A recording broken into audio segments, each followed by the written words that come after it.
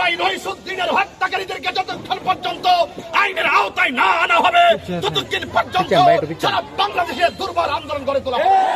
এবং যদি আইনের আওতায় আনা না হয়, এই মুহূর্তে রহিসউদ্দিনের লাশ সেই গাজীপুর থানায় প্রবেশ করতেছে। বাংলাদেশের আপামর সুন্নি জনতাকে বলবো, আমরা খানকায় বসে থাকার দিন শেষ হয়ে গেছে। আমাদেরকে বিপ্লবী হতে হবে, আমাদেরকে সংগ্রামী হতে হবে। কোনো অপরাধ ছিল না, একটাই মাত্র অপরাধ, নারায়ে রিসালাতের স্লোগান দিয়েছিল, ঠিক কিনা?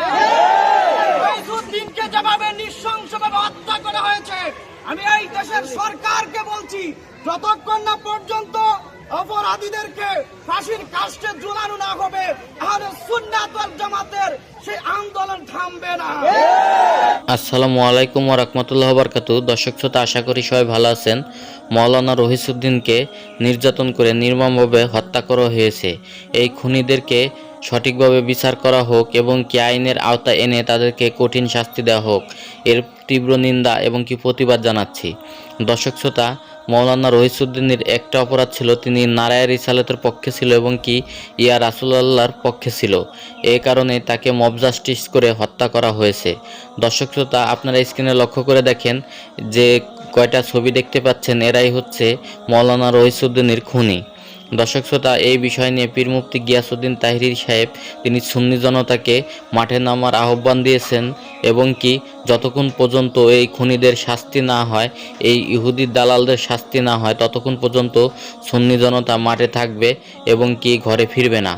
কারণটা আমার ভাইয়ের রক্ত বৃথা যেতে দেবে না। দর্শক শ্রোতা, এই বিষয় নিয়ে পীর মুফতি গিয়াসউদ্দিন তাহিরি সাহেব তিনি কি বলেছেন চলুন শুনে আসি। তবে আপনারা আমার চ্যানেলে নতুন হয়ে থাকলে অবশ্যই চ্যানেলটি সাবস্ক্রাইব করবেন এবং কি আপনার মূল্যবান মতামত অবশ্যই কমেন্ট বক্সে জানিয়ে যাবেন। ভারাক্রান্ত হৃদয়ে আজ রাজপথে দাঁড়িয়েছে।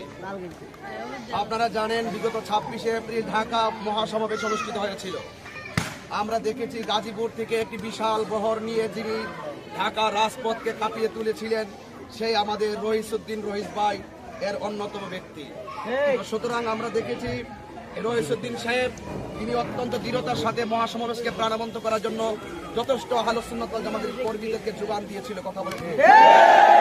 এবং আপনারা ইতিমধ্যে ফেসবুক অনলাইনে দেখেছেন, বাংলাদেশ ইসলামী ছাত্র সেনা ঢাকা মহানগরের সাবেক সভাপতি জনাব রহিসউদ্দিনকে মব সৃষ্টি করে পূর্ব পরিকল্পিতভাবে তাকে হত্যা করা হয়েছে, ঠিক কিনা বলে?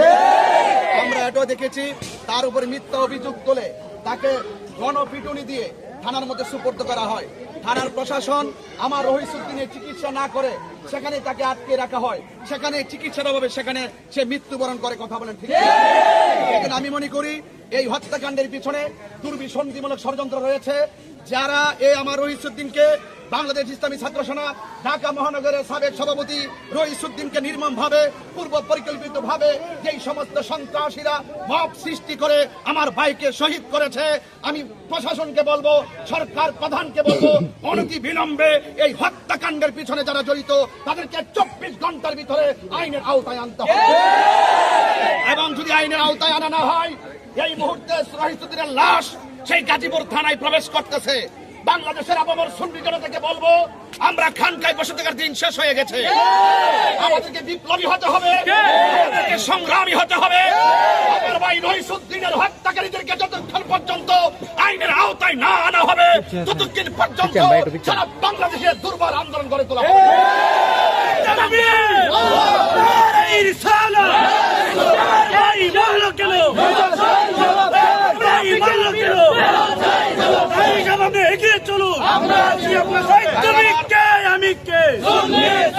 আজকে যারা আপামর সুন্নি জনতা রাজপথে এসেছেন, আপনাদের সকলকে বলবো, প্রস্তুত থাকুন লড়াইয়ের সংগ্রামে, বিপ্লবে হককে প্রতিষ্ঠা করার জন্য, অন্যায়ের বিরুদ্ধে এবং অপশক্তির বিরুদ্ধে আমরা সব সময় অনড় ছিলাম।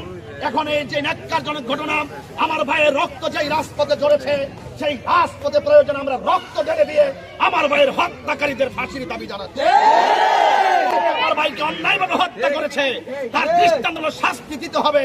আর না হয় মব সৃষ্টি করার যে সিস্টেম বাংলাদেশে চালু হয়েছে, যেই সিস্টেমে রইসুদ্দিনকে মিথ্যা অভিযোগ দিয়ে মব সৃষ্টি করে শহীদ করা হয়েছে, প্রয়োজনে প্রশাসনের পক্ষ থেকে, রাষ্ট্রের পক্ষ থেকে আমরা যদি ন্যায্য বিচার না পাই, তাহলে আমরাও মব সৃষ্টি করে আমাদের অধিকার আমরা আদায় করি।